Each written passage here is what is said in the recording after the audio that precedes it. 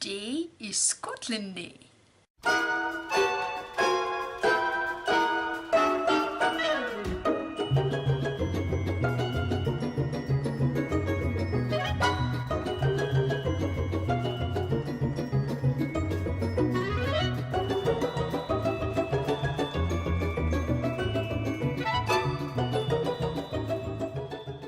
Como muitos sabem, provavelmente a esta hora a Escócia já decidiu num referendo se queria ou não a independência e eu resolvi trazer-vos um top escocês, um top literário e um top de filmes.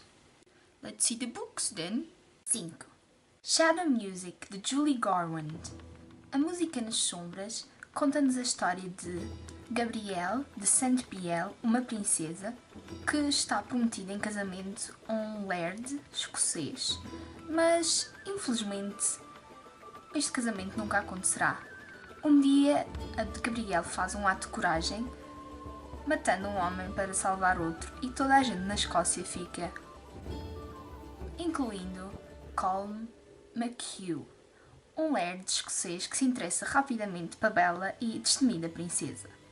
Este livro foi para mim uma leitura muito levezinha, apesar de ter alta cotação no Goodreads, e eu gostei bastante, apesar de eu achar que o foco na protagonista não é tão grande como no protagonista, só conhecemos o protagonista mais para o fim, o que criou um certo desequilíbrio na história, mas contém as magníficas paisagens da Escócia. 4. O Beijo do Highlander, de Carrie Mary Moning. Eu gostei imenso do primeiro livro. O primeiro livro conta a história de Gwen, que está numa tentativa de mudar a sua vida e resolve se inscrever numa excursão à Escócia. Só que a excursão não é aquilo que ela esperava, é uma excursão de idosos. E ela, chateada com o mundo e com todos, resolve dar um passeio sozinha, cai numa gruta e acorda um Highlander que estava adormecido desde o século XVI. Tristan McAllister. Esta história envolve viagem no tempo, cenas bastante sensuais e muito humor. Foi o primeiro livro que eu li da Carrie Mary Moning e gostei imenso como leitura de verão. O segundo desiludiu-me um pouco, mas não vamos entrar por aí. 3. Este é um livro que se passa parte na Escócia e parte nos Estados Unidos, mas o protagonista é escocês. Conta a história de Angus MacTurn e Idillian, que é uma senhora inglesa toda fina, estão a ver o filme, que ganha como herança de um tio, se não estou em erro, um castelo e terras na Escócia. Idillian não deixa por mãos alheias a sua herança e resolve viajar até à Escócia e conhece o teimoso, o orgulhoso Angus MacTurn.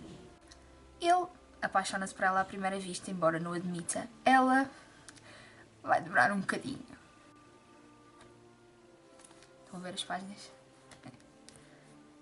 O que eu gosto da Jude Deveraux é que, apesar do romance ser uma parte importante dos seus livros, eles são muito mais do que isso. A descrição das paisagens e as personagens secundárias são absolutamente deliciosas. E este conta-nos a diferença entre a Escócia e os Estados Unidos, dois cenários completamente diferentes. 2. Este livro tem poucos capítulos a se passar na Escócia, apesar do protagonista ser escocês. O Toque de Midas, de Colleen McCullough. Já consigo dizer o nome dela! Esta escritora é sem dúvida das minhas favoritas e O Toque de Midas, de Midas Touch, é dos meus livros favoritos dela. Conta-nos a história de Alexander Kinross, que vivia na pobreza extrema na Escócia e que viaja até Sydney, na Austrália, onde faz fortuna. Como queria se vingar daqueles que tinham gozado dele na sua terra natal, Alexander compromete-se com uma noiva da sua terra natal, Elizabeth. Elizabeth tem apenas 16 anos quando viaja até Sydney e mal conhece o noivo, que tem um feitio muito mau. Se pensam que esta é a história do conto de fadas em que Elizabeth se vai apaixonar por Alexander, estão enganados. A Elizabeth nunca gostará dessa maneira do Alexander, ela nunca o amará, apesar de lhe dar duas filhas, a Nell e a Anna. A Nell é das minhas, porque a Nell, no mundo de homens, no princípio do século, ela estuda medicina e engenharia mecânica e é excelente, aquela mulher, adora a força dela. A Anna é o contrário da irmã e vai sofrer um acontecimento brutal que nenhuma mulher devia de sofrer. Alexander mantém assim esta relação de fachada com a sua mulher Elizabeth e tem uma amante, a Ruby, que é uma estouvada e que ama verdadeiramente o Alexander, apesar de ele ter aquele feitio interessante. Ruby nunca lhe dá um filho, que ele tanto desejava, um filho homem, mas tem um filho de outro relacionamento, o Lee, que se torna o herdeiro em nome do Alexander. Adoro este livro, apesar de não se passar inteiramente na Escócia, tem algumas passagens da Escócia e podemos ver que às vezes as tradições que trazemos da terra natal perseguem-nos até o fim da nossa vida. É uma grande saga familiar, um grande livro. Este livro passa-se inteiramente na Escócia e, ao contrário de todos os outros, tem um grande foco nas personagens secundárias e tem uma grande história. Outlander, de Diana Gabaldon. Outlander traz-nos a história de Claire Randall, uma enfermeira de guerra que, em 1945, com seu marido Frank, fazem uma viagem em lua de mel na tentativa de restaurar o casamento que ficou um bocadinho parado durante a Segunda Guerra Mundial porque eles estiveram afastados. E essa lua de mel passa-se onde? Na Escócia, onde o marido procura pistas sobre o seu antepassado, o Capitão Randall, que é uma peste. Claire não se sabe onde é que se vai meter. Um dia, a passar por umas pedras Craigledown, umas pedras místicas, foi-se transportada para 200 anos antes, para o século XVIII. Aí Claire vê-se envolvida numa teia de conspirações entre escoceses e ingleses, porque os escoceses pensam que ela é uma espia dos ingleses e os ingleses pensam que ela é uma espia dos escoceses. Isto sem falar que pensam que ela também pode ser uma espia dos franceses. Outro problema para a Claire é as suas capacidades medicinais. O facto de vir de um tempo completamente diferente, a Claire ganha fama rapidamente como curandeira e começa a salvar pessoas que naquele tempo era um pouco impensável sobreviverem a doenças tão simples e naquele tempo toda a gente podia pensar que era feitiçaria.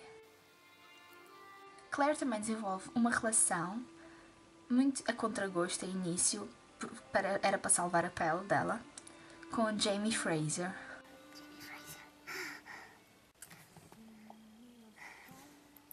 É uma relação fabulosa deles os dois, porque não é um romance instantâneo, é um romance que gradualmente vai crescendo. Jamie tem um humor sarcástico que combina perfeitamente com o feitio da Claire, que não se cala, salta faíscas por todo o lado. É também um livro que nos traz as descrições magníficas da Escócia, dos seus lugares, dos seus costumes, e as suas personagens secundárias são igualmente cativantes. Este é um livro que já foi adaptado para uma série que estreou este ano na Stars e eu já vi os primeiros episódios da série e tenho-vos a dizer que está muito fiel. Existem falas que são transcritas do livro. A Escócia é, sem dúvida, uma grande personagem neste livro e nesta série. Now, let's look at the films. Em quinto lugar, nós temos The Wicker Man, de 1973.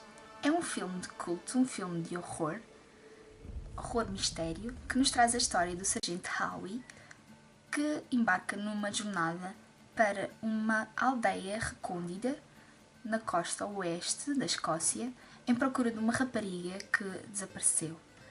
Esta menina desapareceu e ninguém acha que ela desapareceu naquela aldeia. O que vai chocar verdadeiramente o Sargento Howie é a cultura pagã e celta, às vezes muito sangrenta, daquela aldeia.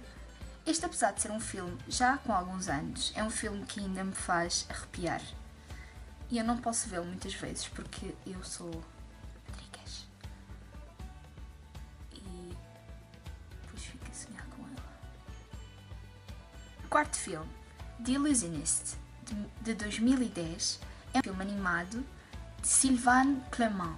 Conta-nos a história de um ilusionista que caiu em desgraça em Paris. Então, este ilusionista resolve viajar até uma pequena ilha na Escócia, Iona. Lá conhece a pequena Alice, que fica fascinada com este ilusionista, que acha que ele é verdadeiramente um mágico. Este é um filme ternurento que fala-nos da relação de um pai e uma filha. 3. Trainspotting, 1996, de Danny Boyle. Este, ao contrário do filme anterior, é um filme extremamente polémico e controverso. O seu cenário é a cidade de Edimburgo, na Escócia, e conta-nos a história de viciados em heroína. Que é facilmente impressionável, este filme é muito forte. 2. Brave, 2012, Pixar Disney. Sim, eu continuo com a minha pancada de Disney. Brave traz-nos a história de Merida. É uma mulher forte, destemida, que gosta de cavalgar e não quer que nenhum homem lute pela sua mão. Ela quer ser ela própria a decidir o seu destino. Então um dia conversa com uma bruxa para mudar o seu destino e corre mal. Agora Merida trata de dissolver o feitiço, contando apenas com ela própria. Este é o primeiro filme da Disney que nos traz uma princesa que é destemida e arrojada e que não precisa de nenhum príncipe para a salvar. Go Merida! O mais genial deste filme de animação é a transposição da beleza natural da Escócia para um filme animado. As cascatas, as montanhas, o verde, está tudo lá. 1. Braveheart, 1995, de Mel Gibson, realizado por Mel Gibson e estrelado por Mel Gibson. Este é provavelmente o filme histórico mais não histórico de sempre. Mas é um filme épico, contém uma história extremamente comovente e, apesar de não ser totalmente real, eu não consigo deixar de ver. Traz-nos a história de William Wallace, um guerreiro escocês do século XIII que lutou na Primeira Guerra da Independência contra Eduardo I de Inglaterra. O argumento deste filme é baseado num poema de Harry Blind, ou Blind Harry, não me lembro muito bem, desculpa. E daí a sua incongruência histórica. Sim, tem alguns clichês e algumas coisas que eu não concordo muito, mas eu adoro o filme. Os seus discursos épicos, as suas maravilhosas paisagens, bem que algumas partes do filme tenham sido gravadas na Irlanda, e sobretudo a presença estoica do Mel Gibson quando ele ainda fazia grandes filmes, é simplesmente genial. E a banda sonora? Se quiserem tirar as suas próprias conclusões, vejam este vencedor de um Oscar de melhor filme e de melhor realizador. E é tudo por hoje. Espero que tenham gostado destes tops escoceses. Se já leram ou viram mais algum filme escocês que não está nesta lista, por favor digam-me. E se já viram estes, digam-me as vossas opiniões. Até o próximo vídeo. Tchau!